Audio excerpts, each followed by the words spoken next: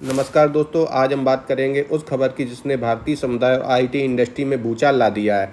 America ने H-1B visa पर नया नियम लागू कर दिया है। अमेर $1 लाख की फीस। जी हाँ, $1 लाख। इस नियम से भारतीय प्रोफेशनल स्टूडेंट्स आईटी कंपनियों में बेचैनी फैल गई है। तो देखते हैं कि नियम क्या है और क्या चीज़ जो है इंडियंस को अफेक्ट कर रही है। तो सबसे बड़ी चीज़ इसमें जो अभी देखने में आ रही है, H-1 वीज़ा का जो रूल है, जो H-1 वीज़ा का न्यू रूल 2025 है, इम्पैक्ट और इंडियन कंपनीज पे, उसके बारे में हम लोग एक बार देखेंगे। तो H-1B वीज़ा पर अब अमेरिकी सरकार ने बड़ा बदलाव किया है। हर H-1B वीज़ा धारक पर कंपनी को सालाना $1 लाख फीस देनी होगी। पहले ये लागत कुछ $1000 थी, लेकिन अब ये सीधा $1 लाख हो गई। इसका सबसे बड़ा असर जो है भारतीयों पर होगा, क्योंकि H-1B वीज़ा के सबसे बड़े लाभार्थी भारतीय हैं। अब देखते हैं तीसरा कि इसमें इंडियंस पे क्या इफेक्ट पड़ेगा। तो उसके बारे में एक बार चर्चा कर लेते हैं कि deadline to return very tight है, 21 सितंबर। Many can not reach before cut off, company avoid travel. तो जो भारतीय अभी भारत में हैं और H-1B वीज़ा पर अमेरिका लौटना चाहते हैं, उनके लिए मुश्किल खड़ी हो गई। सरकार ने डेडलाइन तय कर दी और इतने समय में लौटना संभव नहीं है। जो लोग अमेरिका में मौजूद हैं वे फ़िलहाल सुरक्षित हैं, लेकिन केवल तब तक जब तक वे अमेरिका से बाहर यात्रा नहीं करते, उनका वीज़ा वैलिड रहता है और अगली बार रिन्यूअल या ट्रांसफ़र नहीं करना पड़ते। यानी यह नियम एक तरह का वीज़ा ट्रैवल बैन बन चुका है। सबसे ज़्यादा परेशानी स्टूडेंट्स, एंट्री लेवल और मिड लेवल कर्मचारियों को होगी। अब देखते हैं दूसरा जो पॉइंट है उसके बारे में कि इसकी फ़ीस जो है, सबसे बड़ी समस्या जो है फ़ीस $1 लाख पर ईयर है।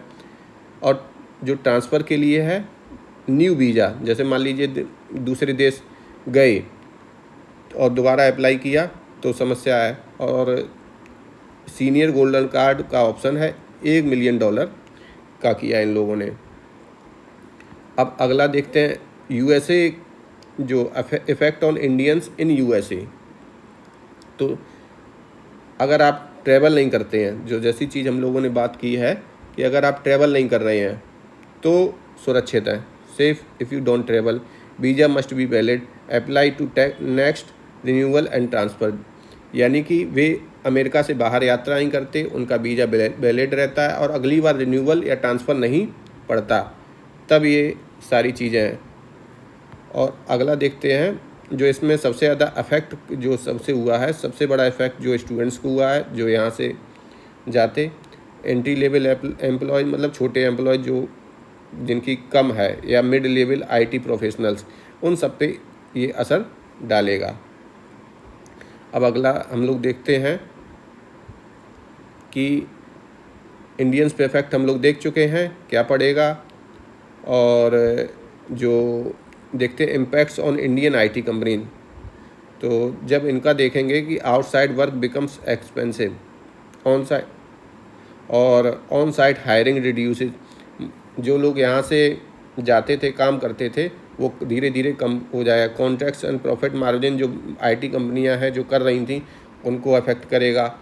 और जो जो सीनियर एम्प्लॉयज़ हैं केवल वही जा पाएंगे, क्योंकि छोटे और जो मिड लेवल के जो एम्प्लॉयज़ हैं उनका $1 लाख फीस जो है कंपनी नहीं भरेगी। तो ये सारी समस्या होंगी। जैसे TCS, इन्फोसिस, विप्रो, HCL जैसी कंपनियां हर साल हज़ारों कर्मचारियों को H-1B वीज़ा पर अमेरिका भेजती थीं। नए नियम से इन कंपनियों पर भारी बोझ पड़ेगा। पहला असर ऑन साइट वर्क की लागत, दूसरा ऑन साइट भेजने में कटौती, तीसरा क्लाइंट्स और कॉन्ट्रैक्ट्स पर दबाव, चौथा असर जो होगा प्रॉफिट मार्जिन में गिरावट। तो जो एंट्री और मिड लेवल इंजीनियर्स के लिए अब अमेरिका जाना लगभग नामुमकिन हो गया है। अब अगला हम लोग देखते हैं कि अपॉर्चुनिटीज़ जो इंडिया पे इम्पेक्ट करेंगी। तो टैलेंट जो होगा इंडिया का वो लौट आएगा, ठीक है।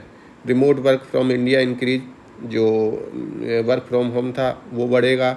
Other countries like in Canada and UK become option, उन लोगों को ऑप्शन मिलेगा, उन लोगों को जॉब भी मिलेगी। और स्टार्टअप्स और R&D बूस्ट होगा। तो कुल मिला के यही है कि भारत में एक संभावना है कि टैलेंट वापस लौटेगा।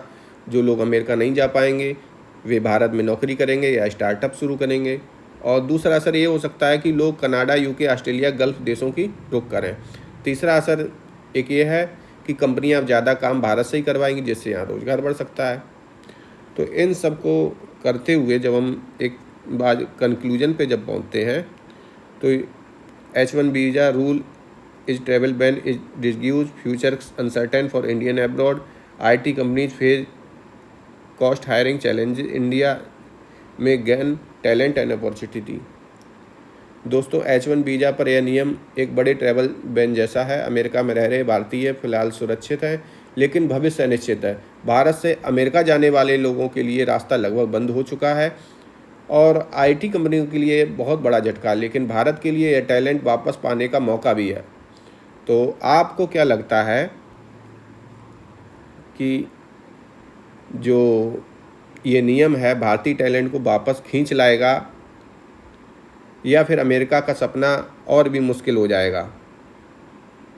कमेंट में अपनी राय ज़रूर दें और बताएं कि क्या यह नियम भारतीयों के लिए अच्छा है या ख़राब है, कैसा है, उस बारे में एक बार राय ज़रूर दीजिए। धन्यवाद।